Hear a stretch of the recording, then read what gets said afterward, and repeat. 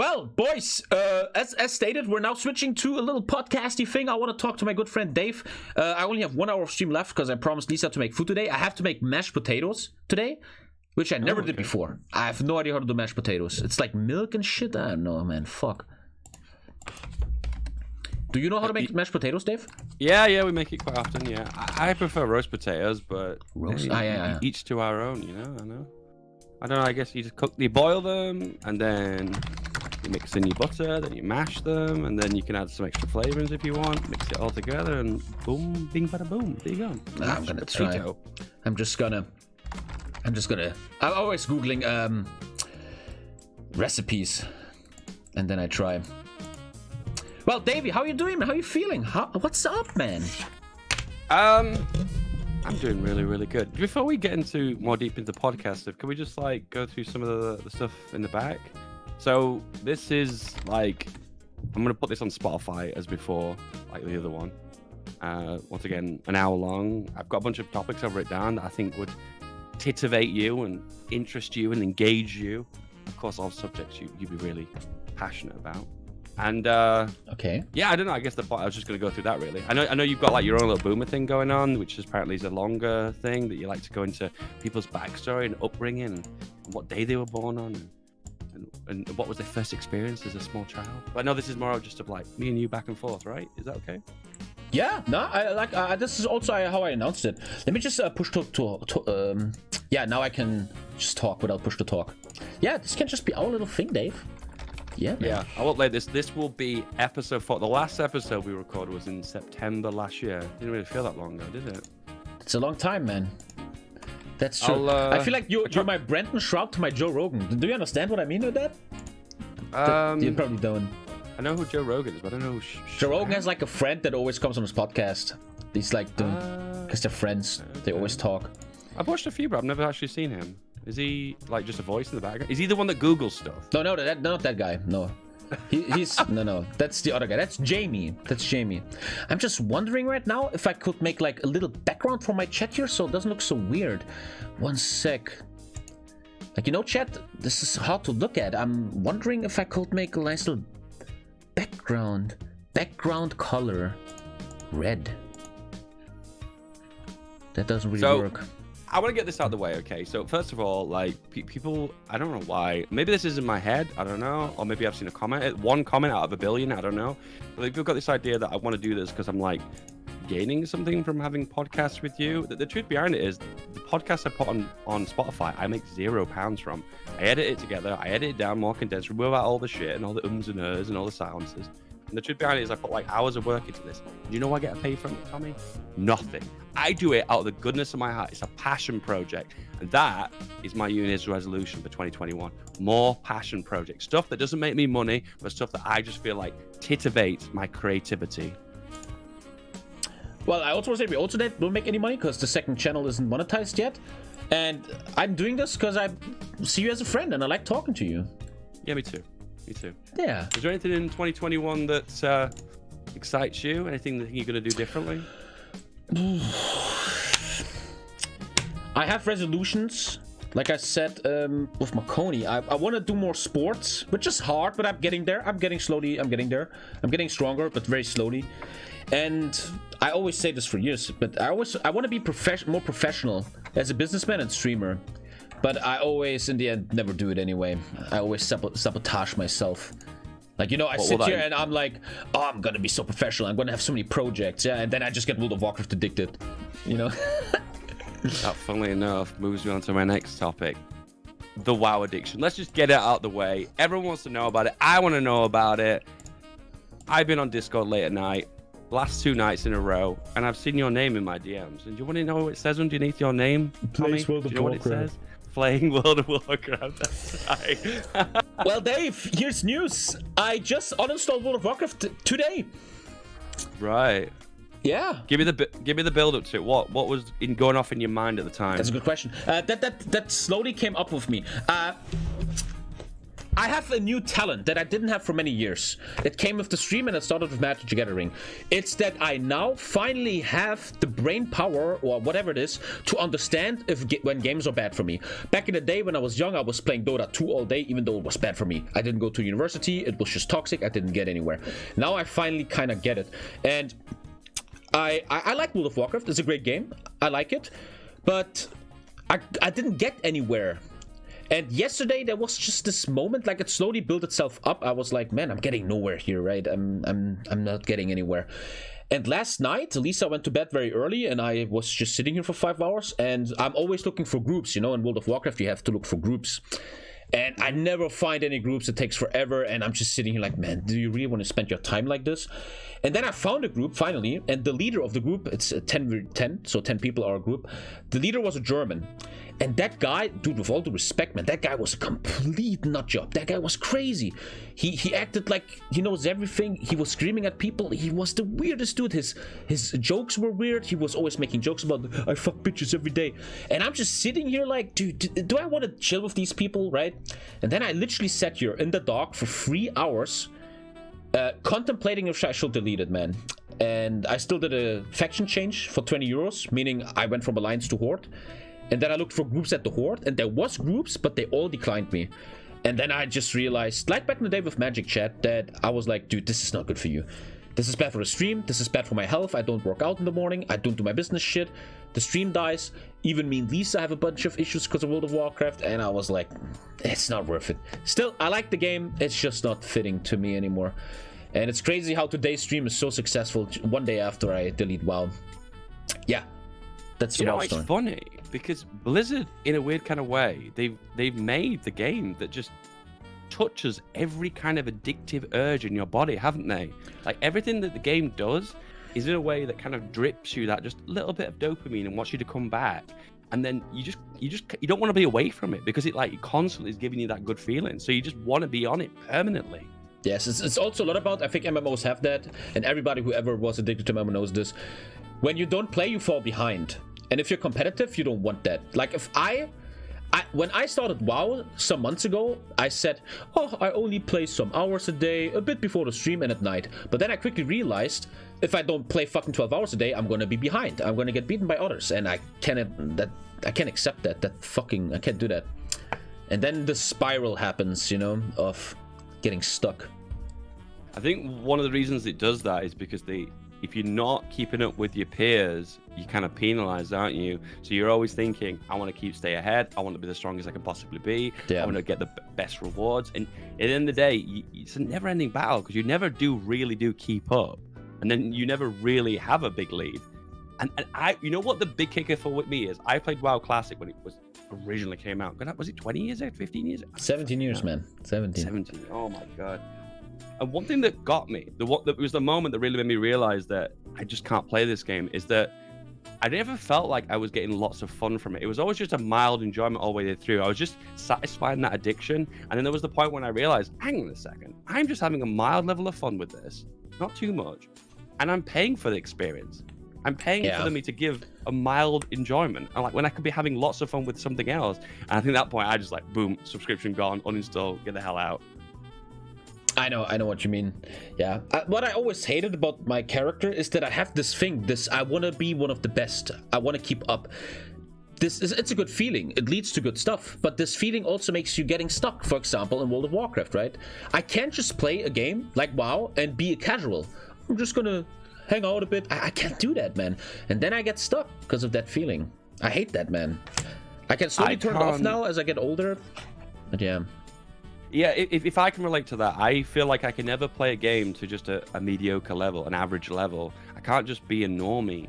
And it's the same when I watch some YouTubers who play a different game every single day and upload a different video of a different game every single day. I just know how they do it because I get the most enjoyment out of game when I feel like I'm min-maxing it, I'm starting to master it. And I never would reach that peak if I was constantly jumping between games. Yeah, that's true. I sometimes wonder, I don't know so much about YouTube, but some YouTubers, let's say, for example, Spiffing Brit, I don't know how this works, but as you said, he always has different videos, right? Always different topics. And I always feel like people must be shipping this to him. He must get his ideas somewhere, Discord or something. Like, do these people always come up with these ideas themselves? If yes, that's really good, man. Okay, I'm gonna give you a truth bomb about Spiffing Brit and RT Gaming. These guys are unbelievably dedicated, and I mean it to the stage where on Spiffing Brit's New Year's stream, I didn't watch the whole thing, it was 3 hours long, but the guy said that he only took 5 days off for the whole of 2020. Now, that might have been an exaggeration, and it probably was, but the truth is, he was willing to brag about being a workaholic, which from my perspective, I feel like it's not really something I'd want to be proud of. But for him, it was. And that just shows the level of dedication. This guy is waking up. He's eating computer games. He's sleeping computer games. You know, there's every moment of every single day is computer games. The truth behind it is there's not a lot of life left over. And that's the only reason why they're able to pump out a video every 2 or 3 days that's completely different. Well, it always depends on the person in the end, I guess. If they're happy with that, I get it. And I think he is. I think the motivation for Spiff, from when I used to speak to him daily, is that the growth, the bigger numbers. You know, that was always like the biggest passion for you. It's a double-edged sword, because one minute, if you're not achieving those numbers, I imagine it's depressing, but when you are achieving them, oh my god, the euphoria. You know what I mean? It's every day's Christmas. You know? Yeah. To me, I don't know if you have the same. It's sometimes hard to find the middle there. You want your baby, which is your brand, to grow. But sometimes I, for example, sabotage it, like World of Warcraft, right? I knew World of Warcraft would be bad for the stream, but I wanted to do it. You know, it was my baby. And it's always, I'm like very bipolar there. Like I wake up one day, I'm like, oh, today you stop WoW and you build your stream up. Come on. And the next day I wake up, today I play WoW because I'm the boss here. And I'm always in between, you know? Yeah. I'm always like ending certain days with this feeling of, did I work enough that day? And I'm constantly battling in my mind, because I don't really have like a set thing or a set amount of hours I need to work to say that was a good day. But then some days I feel the satisfaction that I worked enough, and some days I just feel like I didn't work enough and maybe I could have pushed myself a little bit harder. I'll tell you what, comparing yourself to some of those YouTubers that are living, sleeping, breathing computer games, it's just not healthy. It really isn't. It always depends if they're happy with this in their own little world. I sometimes wonder. Yeah. Sorry. Nah, go on. You go on. You're thinking. Go on. I often think about this. In a different universe, you know, I always do this thing, right? You have two universes. One is right now, and one is where I never got a girlfriend for years ago. I just kept fucking never settling down with a girl, and I obviously would have streamed much more there. Would this different universe Tommy be happy? How would he feel? You know, he will have a much bigger channel, more money. I think he will also have a better body. And I always wonder how that guy would feel right now. Does that make sense? You know? Yeah, no, I feel the same way. I think I have thought about that, and I am one of those people that could never really be single for a long period. I always like, I don't know, you probably can relate to this actually, when you're constantly playing the game and you were chatting to girls on the side, I feel like, one, it was irritating because it was a distraction. You really never know where you were because you're always playing the chase game. But then simultaneously, it's like, well, you had more free time for yourself and you dedicated to your trade, but you were constantly playing this tug of war between the two.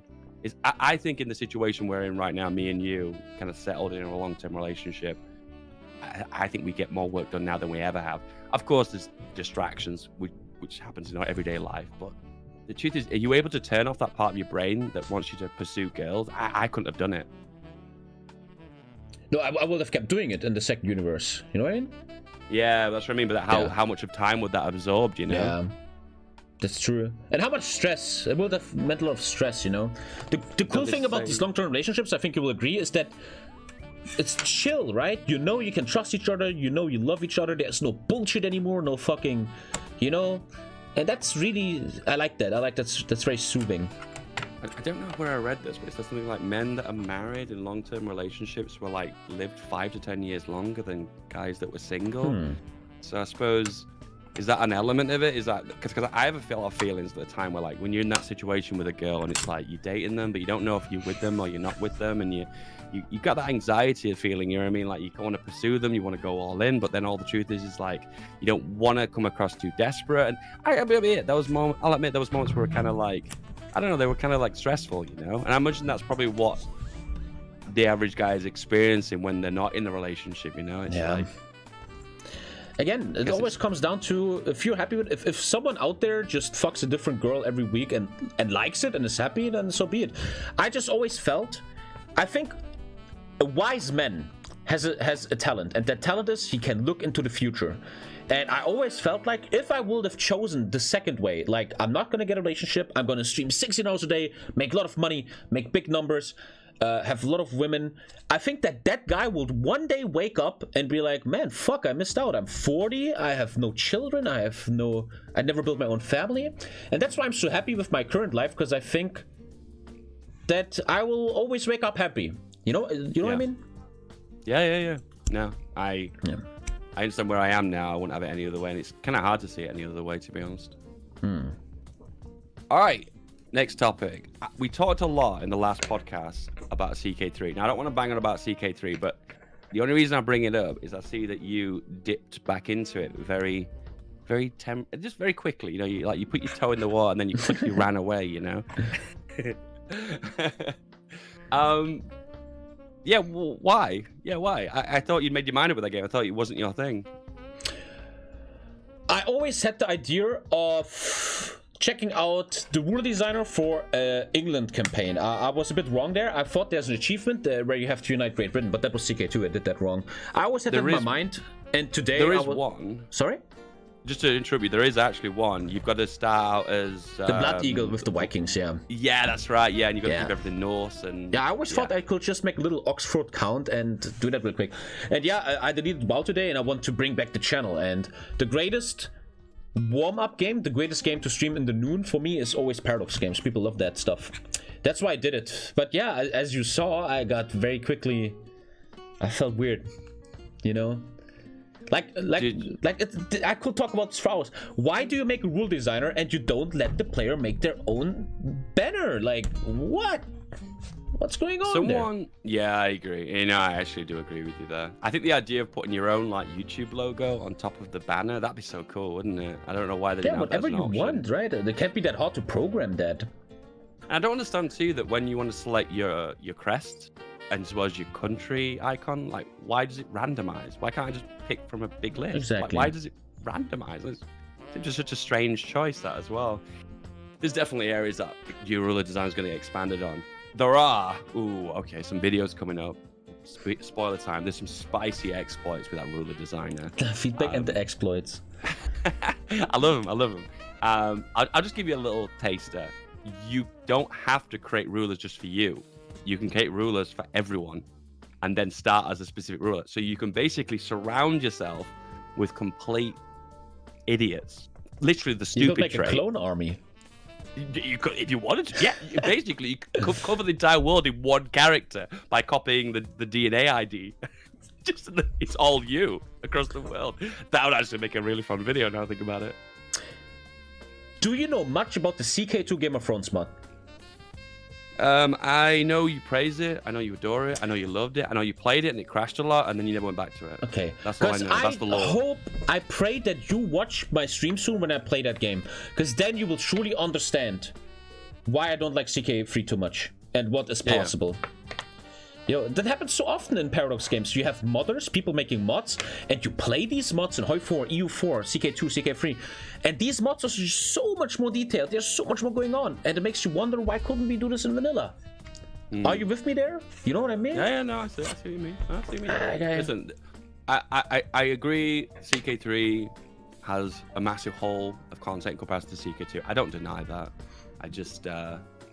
I guess I enjoy CK3 as it is, I suppose. The only reason I bring this up too is that I played CK3. Did anyone hear that? I played CK3 for 3 stream sessions back to back, a total of 20 hours worth of stream time doing the Mother of Us All achievement. What is this achievement?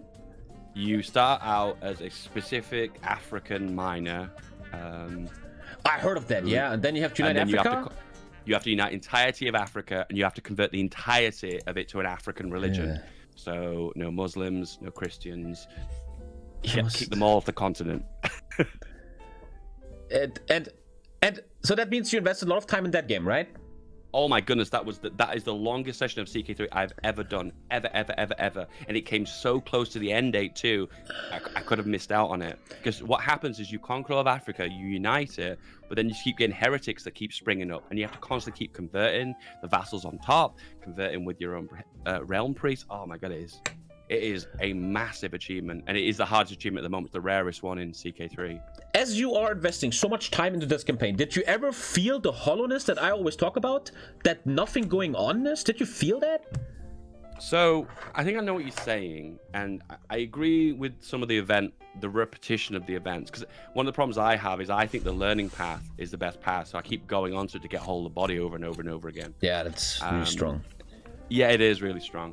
And because of that, there's events tied into that specific career path, and I kept seeing the same. There's an event where one of your vassals gets injured and is bleeding out, and you've got the option to jump in to bandage them because you've got good learning skill, and you get a hook on them. It's cool and everything, but I saw that event, I kid you not, probably like 30 times in that one whole session. So there's definitely a massive gaping hole for events. Yeah, no, I see what you mean. I think I come into it less for the role play and less of feeling engaged with the characters, and I come in more with I want to grind the game and min-max it as much as possible. I think we both have different mentalities. And I always felt like if that's what you want from a game, then you're just an EU4 player, right? That's EU4. True. Yeah, true. Yeah, no, I agree with that. Yeah. Well, I will check out CK3 in 2 years, and then maybe. Dave, did you play or test Empire of Sin? Empire of Sin. The latest Paradox game. I did play it a little bit. I want your opinion on it. It was very good. I did enjoy it. It was XCOM, and I've already got gripes with XCOM as it is. I played the first one a lot, really enjoyed it. The story sucked me in. I just don't like turn-based combat. I don't find it fun. Yeah, I agree. I think the UI, the optimization of the game, the graphics, the visuals, the voiceovers were all on point. They were really sharp. But there's nothing about the game that really stuck me in. I kind of wanted some story, but there really wasn't much story because the most part you select your own character, so I suppose they've got to make it nice, broad, sandboxy style. And then I played it for 2 or 3 hours, and I was like, hey, this just isn't me. It isn't for me, this. At least with XCOM, as you progress through the game, you're unlocking new technologies. But, I mean, you're set in the 1950s, 1960s? So I was like, well, I'm not going to have a breakthrough of technology at this point, is there? So there's what is there to come that I need to grind the game to get later on, There wasn't anything. Yeah. Once again, I don't know. I like to shit on Paradox, but I think it's just fact. Lately, everything just seems so empty. Everything seems empty lately. Maybe it's a bias because the old games had years of DLCs and add-ons, but I think you can't apply that standard anymore. It's 2021, man. You want to raise your stock. You want to get on the big league, man. Then you I don't understand that stuff. No, I agree. The game had issues. It didn't engage me. I think that's the number one thing, is that you can have all these fancy visuals and optimization and cool events and whatnot and graphics, but the truth is, if the game does not drag you in and engage you, then what's the point? I mean, the truth is that a lot of people in the chat keep spamming paid by Paradox. They gave me the game for free, but I never wanted to make a video. Hey. They didn't pay me a single penny. They don't give me anything for free. Oh dear. You know what I missed last year and probably this year was a Paradox Con, man. Seeing everyone. I really missed that. Do you miss it too? Would you have gone last year if you could? Yeah. You would. I'm so torn, because I enjoy the conventions and everything. I don't know, man. You were so... Listen, one thing I would say about... Was it 2018, the last PDX Con? It was, wasn't it? I think so. 2019? 19. It was 19, yeah. You're a really good people person. You feel like you're one of those guys that can basically go up to anyone, have a conversation with anyone, and you're totally relaxed and totally cool, and I just totally can't. I'm not that kind of person, I don't really feel like I'm a people person as such. So when people approach me, even if they recognize me for the right reason, because it's like, oh, it's feedbackgaming, but I still don't feel this, I feel really uncomfortable, I get it, yeah. You're built for it, man. I don't know. I suppose that's why I have this feeling of when I'm there and I'm having fun, I'm enjoying it. But when the feeling of approaching it and coming up to it, I'm like, oh, I don't really want to put myself through this. Do I feel it? No. I always felt like in my life, even though that sounds very sucking my own dick, I have this trait. If I was a CK character, I always want other people to feel good. even though I don't care about them. You know what I mean? Like strangers, I want them to feel. I don't want a weird tension and a weird vibe. So I always try to act in a way that everybody feels good. But that's dangerous, because then everybody thinks that you want to be their friend and stuff like that. You know. Like I remember in the supermarket, sitting there for 7 years. People always will tell you their stories, and I would always be like, "Yeah, tell me more, man." But then they would come every day and tell you their fucking stories. Oh, we're the complete opposite. When I used to work in the call centers, I was completely unapproachable. Oh my goodness, people would not come up to me. They were the kind of guy that'd be like, "Oh, we don't want to invite him to the Christmas party because he'll definitely say no." And they were right. I would definitely say no. I'm just not into that kind of stuff, you know? I get that, yeah. Well, I'm becoming also more like that. I mean, maybe because of Corona, but I don't really see other people anymore. And I'm totally okay with that. But once in a while, I would love to go to a restaurant with you and Marconi. You know, I miss you guys. Yeah, I think that was I don't think we went wrong at the time. I had fun at the moment. I just feel like there wasn't really an opportunity for like something more intimate between us, was there? It was like there was all fans everywhere, so it was like lots of distractions. It would have kind of been cute to do something. Yeah, next time we have to like do a plan where we make our own little trip for 3 days with a vlog or some shit. Yeah, that would actually be fun, actually. And a few streams on the way too to make it worth the while. Yeah, that'd be really cool. Speaking of looking good, I got a really nice fancy ass webcam yesterday. Did you watch my stream yesterday? Oh no, on Twitch or YouTube? Twitch. FeedBackGaming Twitch. What camera is that? It is Ava Media 930. Oh my goodness. Let me just make sure that's right by Googling it. Yesterday. No, okay. Yeah, it's called the Ava Media Livestreamer Cam 530. It was like $250. I couldn't get it in the UK. Wait, first I had of to all, import it from Dude, America. there's a clip of you from 5 years ago. Yo. Oh no! Oh no! Dude, you actually don't look different that much. I've been meaning to go back and like erase some things from the past. Man, you have no problems with balding, right? No. Zero. No. That fucker, man. He has beautiful hair genes. Is that Far Cry 1? That's the really sarcastic one. Yeah, I streamed Far Cry 1 a long time ago, and people coming in the chat over and over again asking, "How do I get this to work? How do I get it to work?" So I made this sarcastic joke about like, "Why don't you try Googling, bro? You know?" Why do you have a donation goal for webcam if you show the webcam in that stream? I just didn't update the Maybe someone give money. Okay, here we go. New webcam. Hey, that looks good, yeah. Sorry, wait. We'll get this. I think for the most part, I've done this really well on a budget. That's the best consumer webcam you can get before you go up to your level. And also I'm using that NVIDIA broadcasting that blurs the background.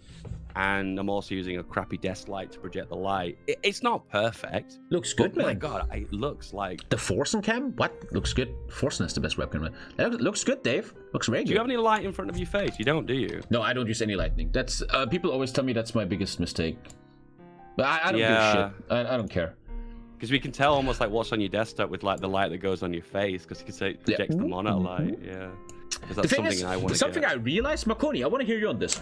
Right here, like right now I look good, right? But then when I watch my own YouTube videos on YouTube, I'm so dark.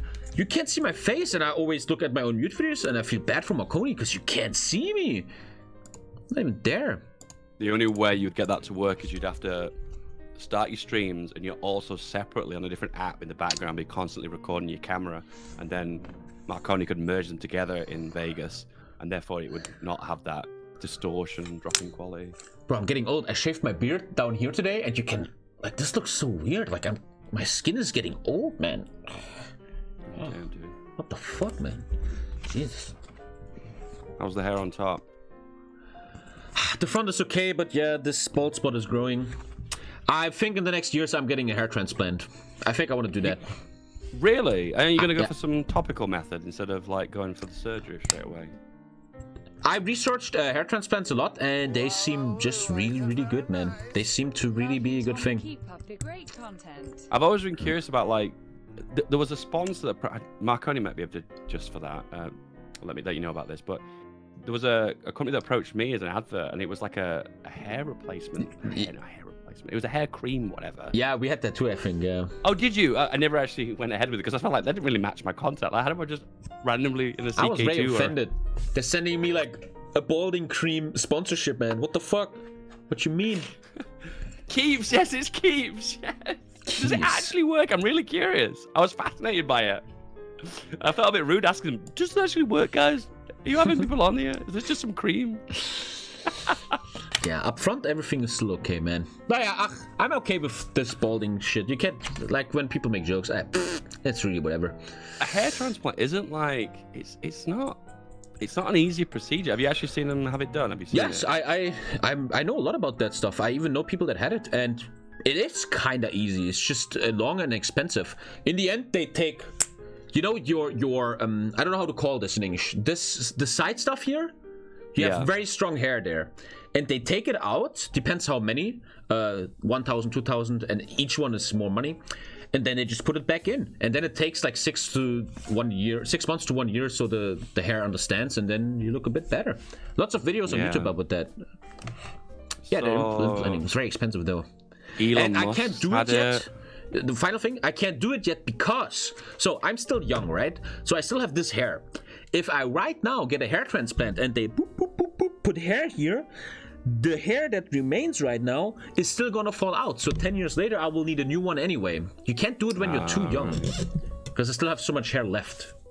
Yes, I have a lot of hair left. Sorry?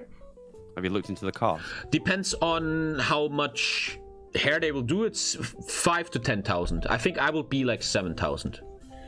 Jeez. In a way. It's a really drastic procedure too, because they have to like cut out a section of the skin on the back of your head, don't they, and like put it together. But it's like really normal. It just grows back. It's really not that bad. You have to shave your head once though. I'm gonna be skinhead for a sec, but I do that later. Like that's gonna some years, man. I still feel okay.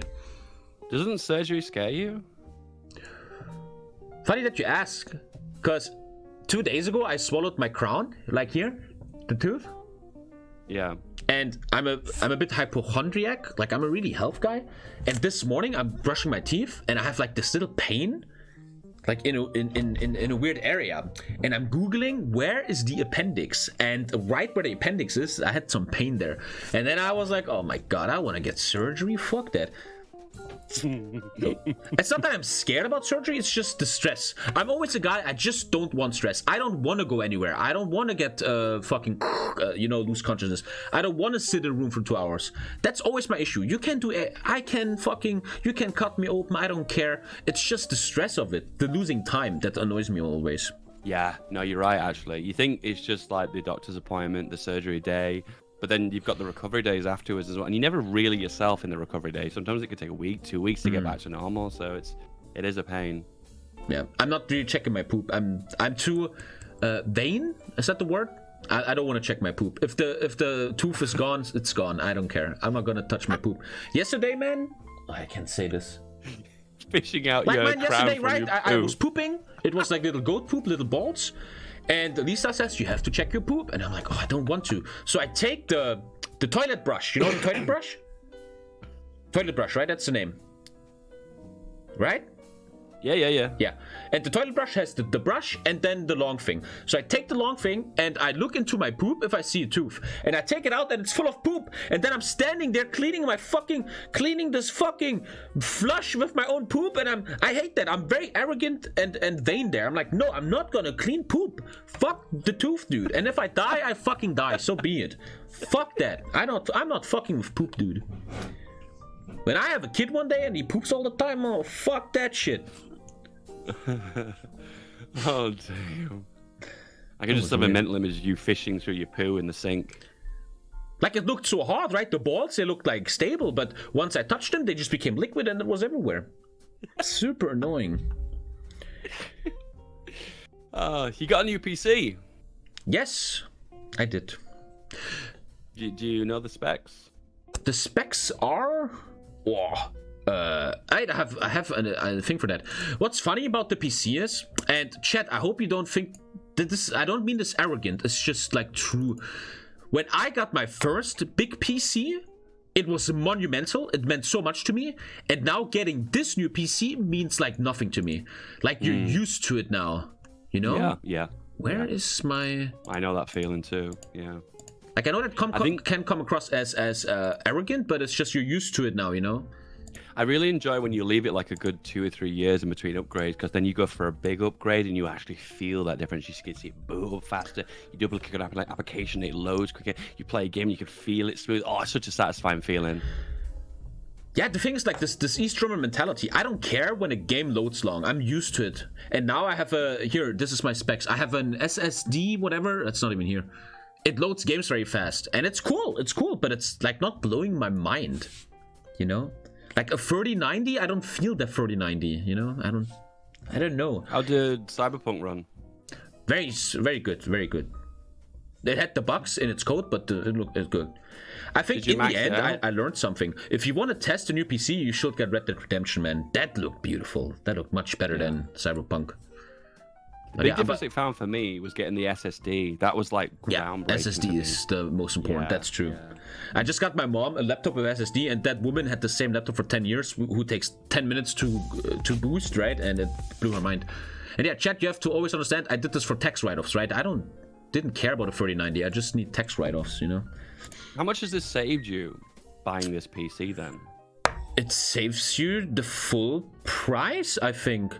So I buy a 5,000 euro PC, and the German law is like that. I can now use these 5,000 in my taxes over 3 years, because the German lawgiver says a PC works for 3 years. That means 5,000 divided by 3, that gets subtracted from all my taxes. Yeah, full subtraction, I think. Like I literally had to buy this PC in a way. Sounds weird, but I had to do it. Have you got anything else on the list of things you need to buy? That's I talk about my tax attorney often about this. I mean, you must have the same problem. When you have a business in life, you need to use money in your business against taxes. That's how the system is built. The problem is nowadays there's a new job called influencer, streamer, YouTuber. And these people, it's not that easy to get tax write-offs. You don't buy machines, you don't get employers, you don't have a car for business. You sit in your room all day with a PC. So what the fuck do you buy for tax write-offs? There's a PC, green screen, lights, shit like that, new camera, but that's it, right? Yeah, know what you mean. Like I pay almost full taxes. I don't minimize them because I don't know what to do. Damn, aren't you been a productive member of society, giving so much back? Does it feel good? No. I mean, you get arrogant in the way that when you pay a lot of taxes, you walk around life and you're like, fuck you guys, I pay my taxes, man. I'm better than you. But it's, in the end, it doesn't give you anything, man. You just get fucked. Taxes just fuck you. No one cares if you pay them. The government doesn't come and say thank you. They use it for some bullshit. They bail out some fucking corrupt companies. I think what's interesting to me is that I was watching a lot of YouTube videos about the biggest German YouTubers. Like, these guys are millionaires, right? They make millions. And these people all move out of Germany because they are legit saving hundreds and thousands of dollars. Like hundreds of thousands. When you make 3 million a year, do you want to give 50% to the German state, or do you want to give 1% to the state of Malta, right? We're talking about $1.5 million here. And at that point, do they have to move abroad though? Yes, I have a lot of examples. One of the biggest German YouTubers, he lives in Madeira and saves so much money. He made a video about it, how much he saves, and he saves like 200,000 a month just by moving away. And 200,000 a month pays for your apartment in Malta, man. It's big. I mean, I'm not on that level, obviously, but when you make millions, man, moving kind of makes sense, dude, in a way. You know, it's something that sounds cool on paper when you look how much you save, but is it something that you can really do? Like, move away from all your friends, your life, your family? Sure, that's not so easy, Just so you're saving on the bottom line? You're totally that's right. A sacrifice. But we talked about certain characters before, like Spiffing Brit, for example. These characters I'm talking about, in Germany, for example, Unge and Montana Black, for example, who's considering Malta. These people are like the ones you just explained. They don't really have long-term relationships. They don't have long-term girlfriends. Yeah. These guys are unbound. They're all around the world. For them, it's very easy to go, I think, you know? Yeah. I think it takes a special kind of person to do that. But I think if you're able to, I mean, the savings there. I guess it's what you have to like take a look at the big picture, and you have to say, what do you value the most? Do you value your family, your relationships, your friendships, or do you value the bottom line, that money? Yeah. And the thing is, though, when your tax attorney tells you, if you move to Malta right now, you get 1 million more in your pockets every year.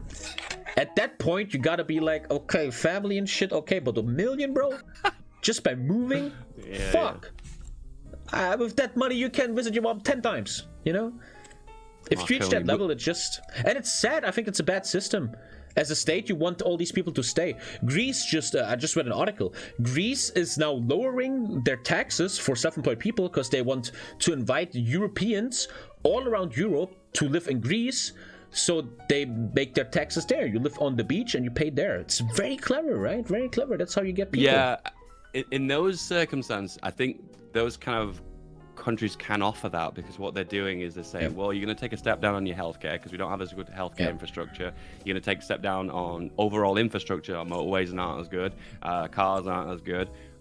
Maybe there's a little bit of corruption in the police force. Hey, but look at this. You're paying less money at the bottom line. And you're going to like, is that worth the trade-off? Depends on the number, yeah. And again, if your tax attorney says 1 million clean money in your pockets, yeah. I mean, who saying no to that is fucking weird. Oh, I'm not on full cam. It worked for Marconi. He moved to Serbia, and look at how rich he is now. Marconi, how much tax do you pay? How much do you have to give away? Like, I have to give away half now. Half away, man. And there's no one coming saying thank you. And I get that. Oh, Marconi has also 40 to 50%. It's crazy, man. But it is what it is. It's just the thing that, you know, in the culture, for example, the bureaucratic culture of Germany, no one says thank you. No one cares about you, right? What is taxes? Let me explain taxes really quick to chat. I am the tax office, and I come to you. Hi, did you earn money this year? Yeah, you owe me money. And then you ask, okay, can you please tell me how much I owe you? And I'm like, no, I will not tell you. And if you get it wrong, you go to prison, bitch. Like, what is this system, man? There's like no helping and shit, right? You know, I talked about this to educated people, and they all say, for example, Germany, or maybe all of Europe and America, the bureaucracy and the system is built against self-employed people. The state wants you to be a work taker, someone that has a boss, because you're easier to control and easier to understand. And self-employed people are not wanted. They like throw stones in your way. You know what I mean? How do you feel about life in Germany? Do you feel like Germany is a good place to live? Obviously, I mean, I can't be... Dude, if any German says, oh, it fucking sucks, you're a fucking idiot, man. Germany is one of the richest countries in the world, and we are all blessed to live here. I'm blessed to live here. Easy life, man. But I like to take a jab at... Yeah? I like to take a jab at the UK government, but I feel the exact same way. I feel like I don't really feel like there could be a massive step up in my what's the word way of life, living standard. Like living standard. That's it. Yeah, there wouldn't be a massive step up from living for the UK to somewhere else, and then potentially maybe Denmark, maybe Sweden, maybe. But then obviously I'm taking a massive amount of tax increase from living in those countries as well. So it's like you win some, you lose some, you know. Yeah. But I personally, and Germans always hate when I say this, I never felt connected to Germany. I was born here, but I wouldn't... The only thing holding me in my area in Germany is family, right? Brother, mother. But if I wouldn't have family, I could live everywhere. I wouldn't give a shit. I never felt really... Like I always felt like I don't own Germany anything. Or I feel like, let's make it more average, I don't own my country anything. You know, there's so many people out there, like Germans. Oh, I'm so proud to be German. Yeah, Germany, Germany. Yeah, what did you ever do for Germany, man? And your ancestors don't care about you, man? You know, like right-wingers in Germany. They're so proud of being German, right? Oh, my grandpa was in the war. Yeah, well, you're some unemployed fuck, man. Your grandpa will spit on you. I don't. I just want to make the point. I'm not patriotic. Maybe that's a German thing. But yeah, I don't know. So far, the government only fucked me, you know? They never, like, sent me flowers or shit. This is going to wind up a bunch of people in the chat, but there's a saying that goes, if you've got nothing to be proud of, you be proud of your country. I feel like there's a lot of people in the UK that say they're proud British, and they don't really have a lot going on. But for me and you, we have our business. We've raised that from a little child into something big. And we feel proud of it. So with that, we feel that detachment from that patriotism, you know, and I feel the exact same way too, because I felt like when in my younger years I used to be a bit of a flag waver. Now I've slightly distanced myself from that old person.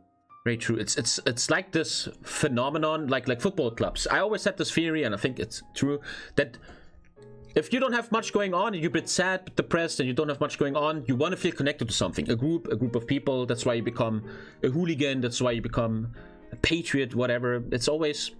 Like, I always felt like every decision a human makes has sense somewhere in psychology, you know? I always felt like people that are very happy, they don't join ISIS. They're not right-wingers, they're not left-wingers, they're not crazy. And people that are happy with themselves, they just fucking hang out, you know?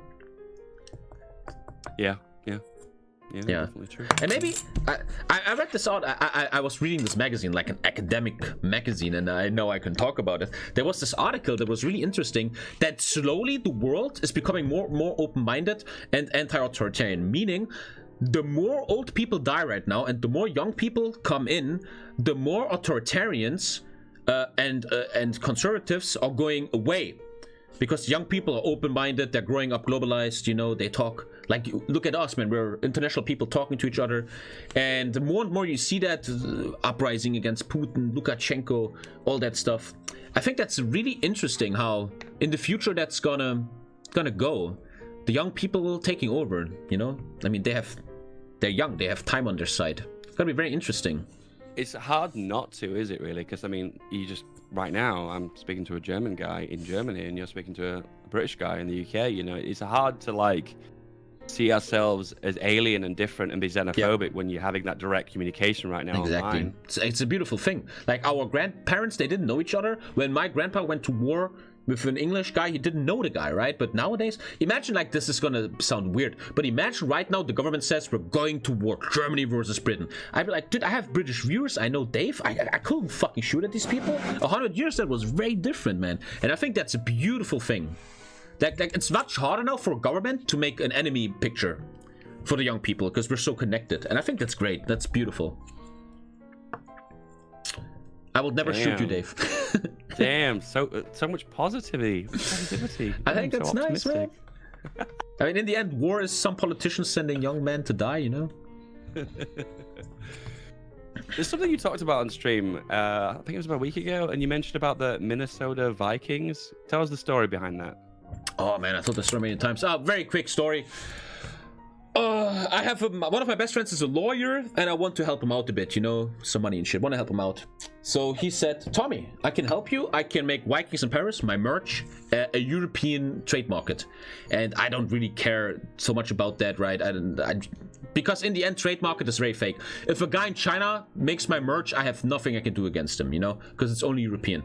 So he did that thing. You have to go to the EPO, which is the European Office of Trade Market, and you apply there, blah, blah, blah. And we wanted to trade market Vikings in Paris. 3 months later, at the final day of the deadline, we get an email, which was very funny. I showed it live on stream. I think it was even a letter, where the Minnesota Vikings, a huge NFL team in the USA, is claiming Vikings in Paris. But in the end, what they did legally is they said, no, you don't get that trade market. We're going to open a process now. And yeah, I didn't care. I was like, hey, take it. I don't give a shit. I'm just a dude selling 50 hoodies, man. Let me, I'm arse. And in the end, it's just a precaution by this NFL team. It's not like they're coming for me, chat. This lawyer attacks everything that's Viking. They just attack. That's lawyers. They just attack, and ask questions later. And now there's a deal that I can make my merch. I get Vikings in Paris, but I'm never allowed to do NFL-related merch. I can't make a football jersey. That will be against the law then. That's going on, but it's very simple, very easy. It's not bad. It's just very stressful, man, because I don't give a fuck about this shit. And these lawyers, even my friend, I love my friend, but you know what lawyers do? They always expand time. They're like, oh, I have to work another 3 hours and write 50 emails. I don't even care about this stuff, but they always expand their work so they make more money. And I'm just super annoying, man. But yeah, I will get my trade market, it seems. Intellectual property is a funny thing, because if you spend the money to copyright a term, in this case Viking, I guess more than Viking, I guess Minnesota Viking, if you don't defend that copyright, and someone goes about using it willy-nilly, maybe several people, when you actually take it to court, that's something the judge will bring up to you. Like, you've seen people using your copyright, but you've not chose to step in and defend it. It's just like, it's one of those, you either use it or lose it situation. That's why it seems like companies are so aggressive, like defending their And in the end, something I learned in law school, and it's not hard to know this, we all live in a world where law is made to be equal, but it's all about money. You might have a right about something, but you must have the money to pay the court, the lawyers, and all that stuff. And we don't have that money, you're fucked anyway. Like, even though, for example, in this example, I have a right, I can take my, I can make Vikings in Paris a trade market. These people know they have millions of dollars in the back and the biggest lawyers in the world, and they know that most of the time the enemy, whatever, can't pay anyway, you know. That's the truth of life. That's real law. When you have money, you are very likely to win because you can pay people. Yeah, too true. It's very, very sad, actually. Last 10 minutes. Does the chat want to ask questions? And Chat, do you have any questions? Unless you've got a topic you want to talk about, Tommy. In a perfect scenario, where do you see yourself in 5 years? Oh my goodness. How does everything look like? I think you asked me that 2 podcasts back. I'm trying to think what my answer was. Yeah, I want to hear it again. I think I'm still doing what I'm doing. I think I expand upon what I'm doing. Maybe I find more opportunities to make money elsewhere. I've been dipping my toes in crypto more recently and playing around with it, maybe understanding it more, maybe potentially making money in the future with it, using it as a possible investment. And then potentially maybe doing more video editing stuff. I know this year, as I said to you earlier, I'm going to try and put my fingers in more creative projects, stuff that don't necessarily make me money. I've got my second channel, Feedback Dumping, if you want to check it out. I've been making like little video editing tutorials and stuff. Feedback Dumping. Dumping? It literally, it is what it is. It's a dumping ground. It's a dump. It's a tip. It literally, whenever I make content that I don't think is good enough for the main channel, it gets slapped on dumping. And I don't know, I'm just gonna be, I've got like lots of ideas of things I want to do. There's all like kind of like video editing, tutorials, graphic design, stuff that I think I'm pretty proficient at, and I'll just make videos and put them there. And that just really, it just titivates my creativity, and I feel like that's something I'm missing at the minute. I'm making too many videos just for the money, you know, and it's just, I'm losing a bit of an edge. But no, the truth is, are you in 5 years, making more money with other stuff, put it that way. Okay. And do you see yourself as a dad? No. Oh, that's so sad. We talked about this on the first one, didn't we? You don't have to open it. Do you see yourself married? No. Yeah. Yeah, maybe, yeah. Hey, would you invite me to your wedding? Hey, come on. Hey. See, I'm going to tell you, I'm going to paint it in my head now. So I've never been this big marriage person, okay? But I've never dismissed the idea completely. I think the idea of it, the concept of it, a party of coming together of 2 people to celebrate someone's kind of being together for a set period of time, I think that's kind of cute. I like that idea. That's a really cool concept. The whole idea of signing a document that the government approves upon your marriage, this idea of religion and stuff, I'm not too into that idea, you know? But if you just base it on the party idea, I think I'd want to keep everything on the low key. You know, I like the idea of going abroad and getting married somewhere in maybe Italy, for instance, and it'd be like a very small, concise ceremony, and then I don't know, everything's a little bit more intimate and a little more close. So this idea of like filling the room full of people in the reception, I don't know, that doesn't really appeal to me. Would you know at this moment who your best man will be? No, I have no idea. Which will bring me to the question, I don't know if this is too... How was your friend circle, Dave? You know what? I legit am interested. No, seriously. I have like 3 or 4 friends that are like, I don't contact on a very regular basis. I'll be honest with you, I'm a bit of a loner, to be honest with you. I don't really gain a lot from like these really strong friendships. Yeah. I'm not that kind of person. I like, there's some people out there that like need friendships to almost keep their mental strength going, to offload stuff, and I don't really feel the need to have those people in my life. So I fully understand, yeah, I can think of like 3 or 4 people, ex-workmates, people that I've worked with at some point or another, and I talk to them on a regular basis, but no more than once a week, maybe once a month sometimes, you know, but we just kept in contact. I guess that's a friendship, maybe. I don't know, people have different definitions of friendship. No, that's totally great. When I was younger, I always felt this pressure, I need friends, I need to go to parties. But now that you're older, you realize, no, you don't. If you feel good with this, in the current situation, who cares? All of chat agrees. I mean, you guys are watching Twitch, man. I'm kind of your internet friend. That's why you're watching. We're all parasocial friends. Go on then. You same answer to you. Do you see yourself as married? Do you see with kids? Where's your business going in 5 years? Where? I think I'm gonna become a very normal my life is gonna be very normal. Kids, married, house, you know, very standard. And I kind of like that. I like that stability. Yeah. What's stopping you from stopping it doing it now? Me and Lisa said we want to wait till 2022. She needs to get into her job a bit. I want to, you know, still be a guy that sits in his room all day playing games. Because when there's a kid, man, life changes, man. Life fucking changes. I can't play World of Warcraft anymore, you know? Forever, ever again. When are we gonna go down the zoo? It's a chimpanzee. He's 5,000 fucking euros, man. I can't pay that just yet. Jesus. You become a godfather of a chimpanzee in the zoo in where I live. And I said I want to do that one day, but it's very expensive. You become what of a chimpanzee? What? A godfather, like a sponsor. Oh right. What do you get for that? You get nothing. There's a big there's a sign that says our chimpanzee Shaniqua is sponsored by TommyKay Live. And I always thought that's funny that people have to see every day. Thousands of people go to the zoo and they see TommyKay Live. I think that's funny. Why don't big brands like, I don't know, like Coca-Cola or Volkswagen? Well, kinda. There's like, when you go there, there's like the local plumber and the local roofer. They are like in that shit. And how much is it? Depends on the animal. Like a koala is 2,500. Chimpanzee is 5,000. I actually know that shit because it's written there how much you have to pay. Do you think that'd be worth the money? Do you think that'd be a good advert?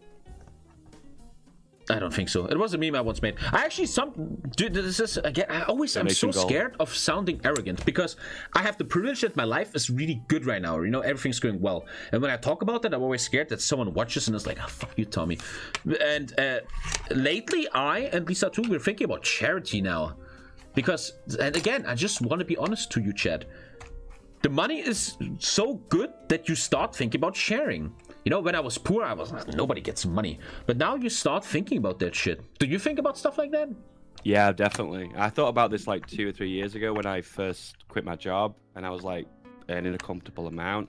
And I was thinking like, what's kind of like your legacy? You know, like what have you left behind? How have you made an impact on the world? You know, because one day obviously you're going to be dead, so it's not really going to matter. And obviously sitting all this money just seems pointless. So what is the purpose of this money? What are you going to do with it to somehow create a better world? And I think obviously we don't earn out enough money to make it comparable to Elon Musk or I don't know, Bill Gates, but you know, it's every person who's comfortable with life and sitting on a decent amount of money always thinks this, because they're always investing in charities, on projects to make the world a better place, you know, which is a good thing. It shows that humans are after all altruistic beings. It's a good thing, actually. Yeah, pay your mods, you all got free t-shirts.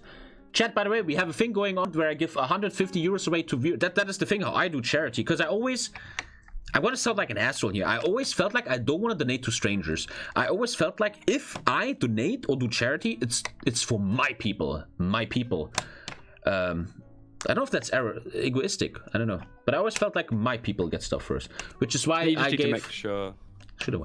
Sorry? I was about to say, you just need to make sure that you like screen them to make sure they actually need it. Because I don't know, you could give it to someone who doesn't need it, I suppose. Yeah. Which fucking reminds me, guys, I have to do another giveaway of the thing. I will not say it again. Old school viewers will know what I'm talking about. Speaking of charity, actually, I think the concept of charity, I'm kind of against it. This is good because we'll disagree with this. So you're paying taxes. For the most part, I know some of them go in places you probably wouldn't agree with, but something of those taxes go towards creating policy that can potentially create situations that are better for people. For instance, with the actual taxation, you can invest enough money into something to actually eradicate homelessness. You can actually make big changes.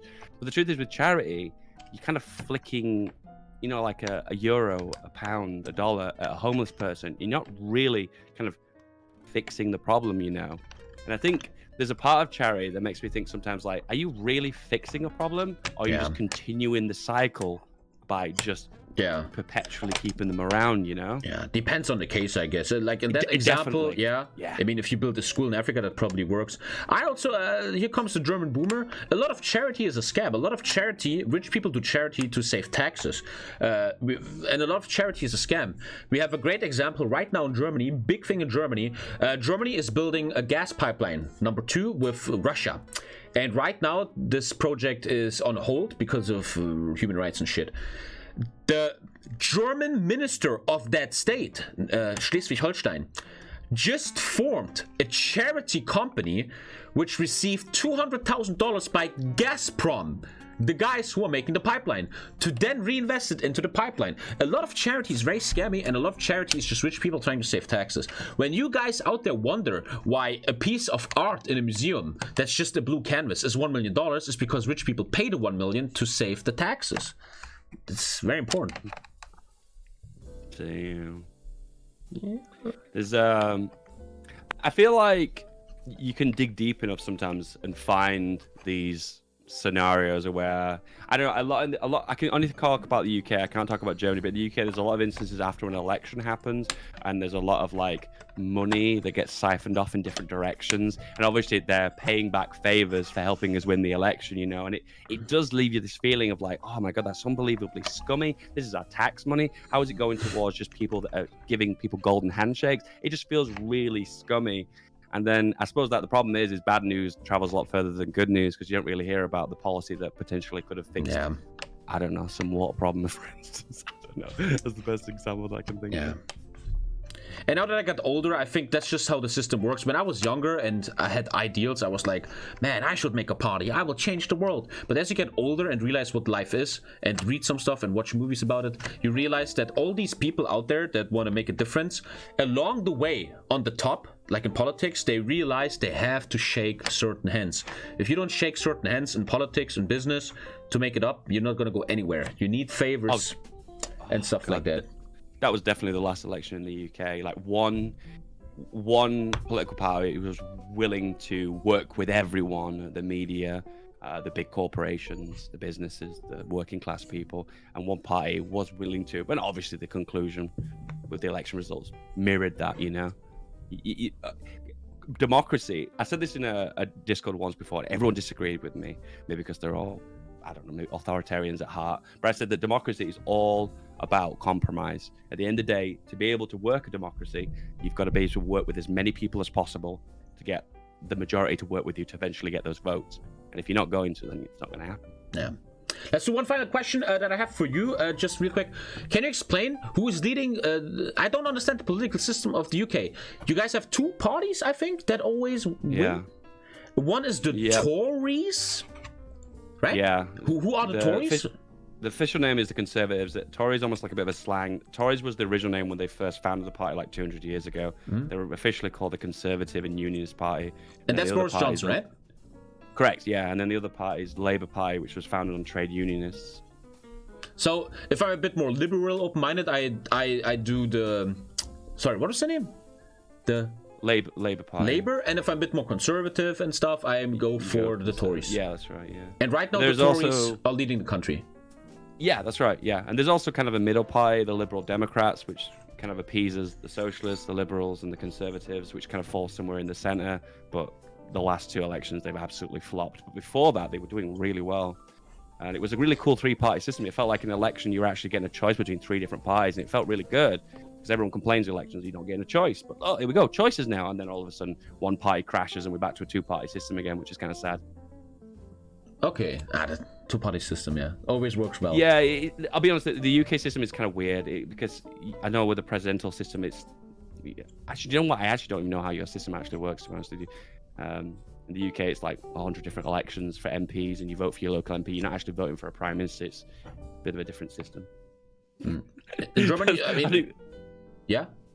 I was about to say, probably this is as much politics that the chat's going to withstand. Yeah. Okay. Well, then I have to call it here. I have to make mashed potatoes now for Lisa. Awesome. She's gonna kill me. Dave, thank you very much. Yeah, I'm FeedBackGaming. You can follow me on YouTube. Also my second channel, which you'll see all my creative influences and whatnot. And if you want to get the podcast for the link, it's the Spotify podcast. I tried to put it on Apple, iTunes, but for some reason it would never update. We only had one episode, which is stupid, but there you go. I'll do this one. It'll probably be uploaded sometime tomorrow. And who are you, Tommy? I'm TommyKay, and you know who I am. Really? Do you have a YouTube channel? Do you have a Twitch channel? What's it called? They know. Anyway. All right, guys. Dave, see you later, thank you very much, man. I love you, dude. And stay healthy, I love you too. Stay healthy. I will too. Bye-bye, chat. I hope I can come to your wedding. Bye.